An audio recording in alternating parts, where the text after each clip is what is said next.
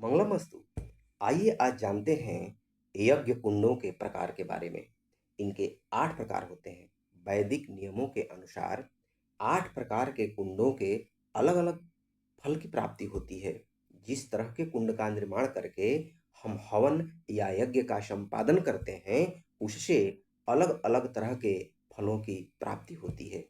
सबसे पहले योनि कुंड। योनि कुंड में हवन करने से तेजस्वी संतान की प्राप्ति होती है, अर्थात जिसके घर में संतान का अभाव है, उसके यहाँ तेजस्वी संतान की प्राप्ति होती है। इसलिए योनि कुंड महत्वपूर्ण कुंड माना जाता है। इस कुंड का आकार स्त्री की योनि के समान होता है। दूसरा, अर्धचंद्राकार कुंड।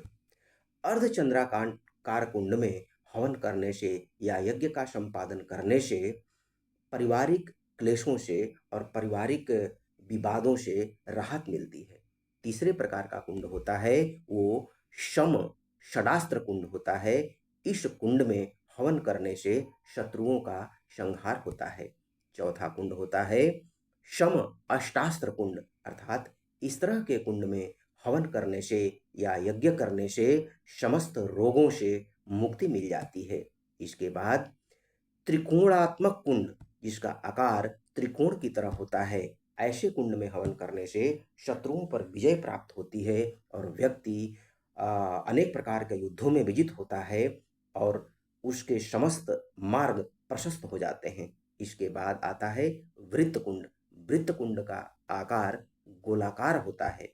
इस कुंड में हवन करने से देश की प्रगति होती है और जन कल्याण होता है, अर्थात लोगों का कल्याण होता है, लोग सुख शांति प्राप्त करते हैं। और इसके बाद आता है चतुर्कोणास्त्र कुंड। इस कुंड में हवन करने से व्यक्ति को भौतिक सुख, मानसिक सुख तथा समस्त संसारिक सुखों की प्राप्ति होती है। इसके बाद आता है पद्म कुंड। पद्म कुंड में हवन करने से व्यक्ति समस्त तांत्रिक कार्यों में सफलता प्राप्त करता है, अर्थात समस्त सांसारिक कार्यों में सफलता प्राप्त करता है और समस्त इच्छाओं में की पूर्ति करने में, अपने समस्त इच्छाओं की पूर्ति करने में व्यक्ति सफल हो जाता है।